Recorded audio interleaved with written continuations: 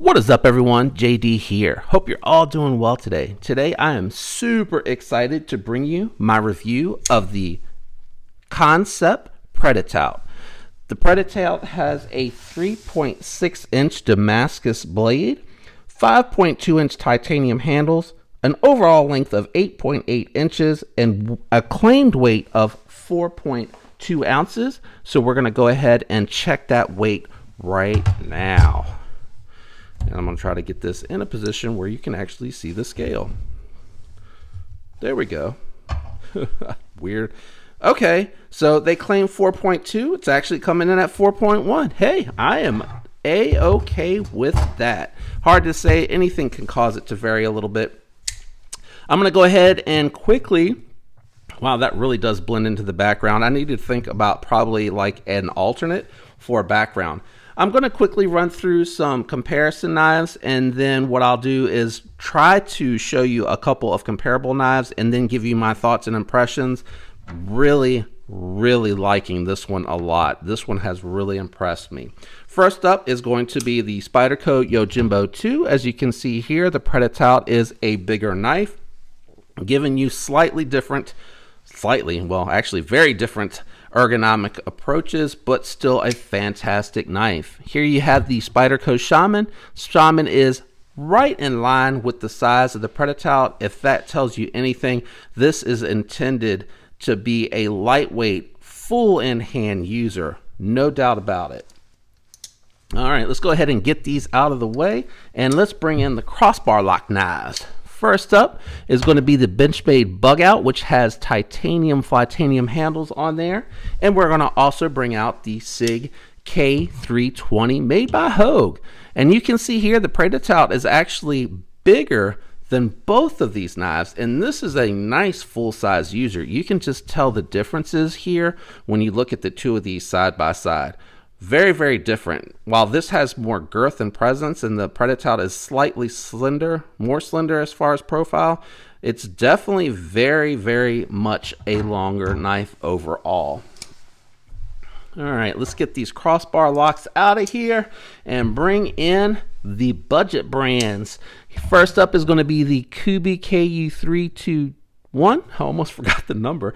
AKA the Kubey Royal, and then the next is going to be the Kaiser Sheepdog Thumb Hole. So you can see here, this is definitely bigger than both of them, and again, very different philosophy of a knife when you're comparing it to the Sheepdog or the Royal. Let's go ahead and do some comparison profiles. All right, so you can see here, this is a thicker knife. It matches up perfectly with the Kubey, and let's check it out against the Sheepdog. Same thickness as the Sheepdog, no surprises there. Let's go ahead and check out against the thin and ever slicey Bugout. You can see the Bugout is definitely thinner. This is not too bad though when you take that into consideration, and it's going to be thicker than the K320 at the head. Let's check out the tail. So almost as thin, not quite. I know I'm moving through these quickly, guys. I apologize, but I want to get to the comparisons and then my thoughts. Very close to the Para 3 and the Yojimbo 2, which are identical in thickness. And let's check it out against that Shaman that we saw earlier that it compares to. So that is close enough to where I would call that pretty even. Now, let's talk about some knives as far as comparisons. I am bringing out some titanium knives, and I'm going to start with my favorite new knife of 2021, which is going to be the MKM Gocha, aka the Gocia if you're Latin and checking out this channel. Man, these things blend into the background. I seriously, guys, I'm going to find something for these monochromatic knives. You can see here that the MKM is just smaller overall, much more slender, much more thinner. And let's check out the profiles. So the Pretadout's definitely a thicker knife. Now, a little bit of something that's different here. The Pretatout gives you thumb studs, flipper tabs, and a fuller for deployment.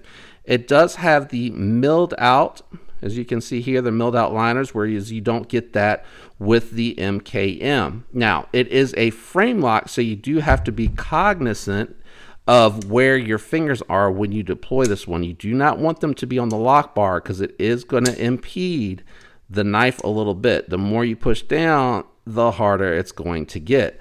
That's where I think the MKM has its advantage, in my opinion. It is smaller. Weights are almost identical, but you have that inset liner lock. I think that's really nice because you don't have to worry at all where your fingers are when you deploy that one. All right, let's go out and go ahead and bring out another comparison knife. Now, where I think this is probably going to come in closer to comparing is actually going to be my Nkosi. I think these guys are identical in size, very close in weight, very close in carry profile, and I think this is probably going to give you a little bit different ergonomic perspective because it does have more friendly ergonomics to it, whereas I feel like the Nkosi is much more neutral in hand but still really good feeling. They're both going to give you a lot of cutting surface, which I really like a lot. Both of them are frame locks with fantastic lockup. Try not to bump them into each other. Fantastic lockup. Whereas now Chris Reeves' approach is very different. His knives are more of that hydraulic smoothness, whereas the Pretatout is very much about that fall shut action. It is not guillotine fall shut, but it is just one or two shakes and it's gonna close.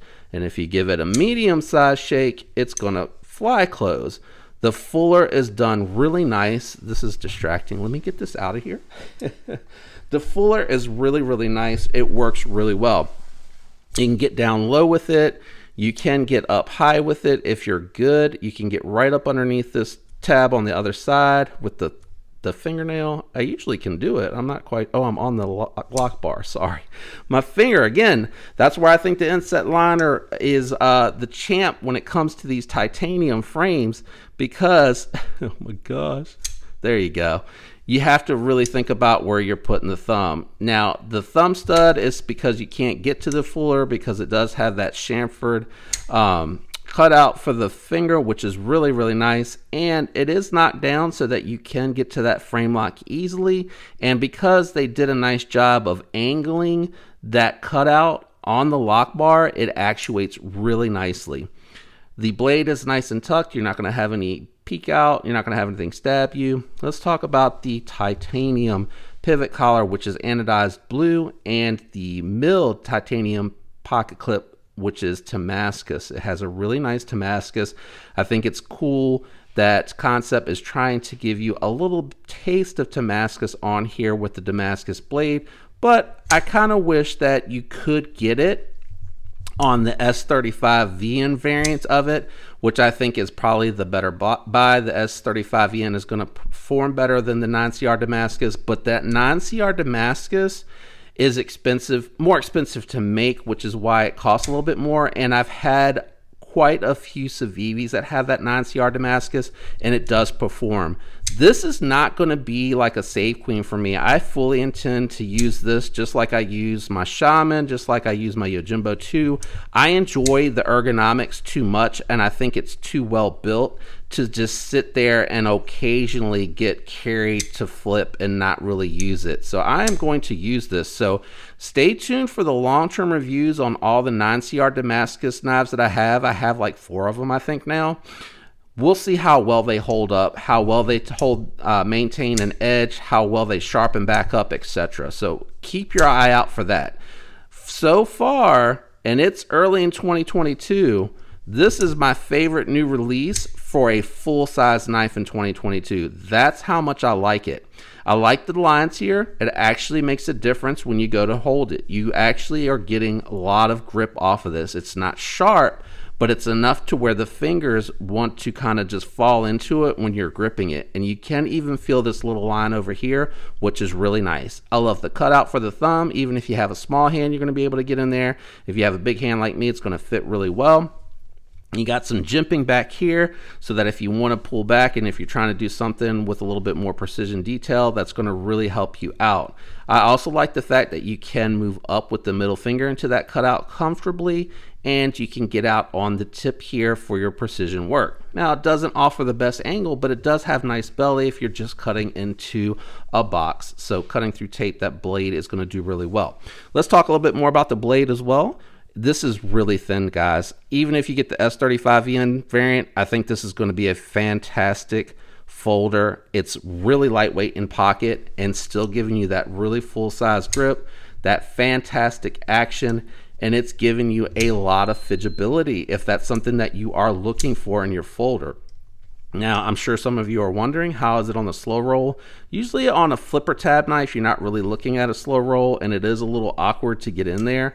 So I do feel like the studs and it being a frame lock make it a little uncomfortable for the slow roll, and I'm still trying to figure out where to put my finger when I go to do that. I find with knives that are flipper tab, either whether it be primarily or as one of the deployment means, do not equate to a nice slow roller.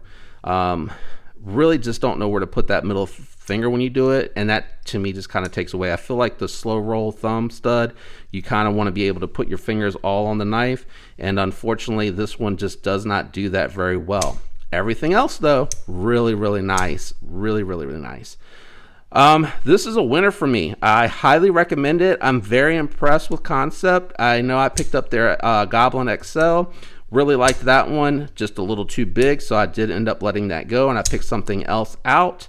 Don't know if by the time that this review comes out, if that video will be out, so I'm not going to spoil it by talking about that one, but that one's really nice. If you like the F5.5 from Urban Supply EDC, you're going to want to check that other Kansept out that I'm talking about. And that's probably giving away too much. I hope this video has helped you guys. I hope you enjoyed it. If you did, do me a favor, leave a like, smash that like button if that's what you're into.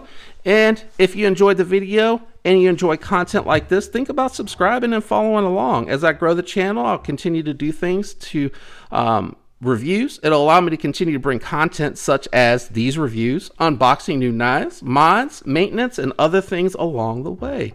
I really appreciate all the support. All of you guys are awesome. Thank you for subscribing. Thank you for tuning in. And thank you for interacting. I hope you have a fantastic week. And until next time, peace.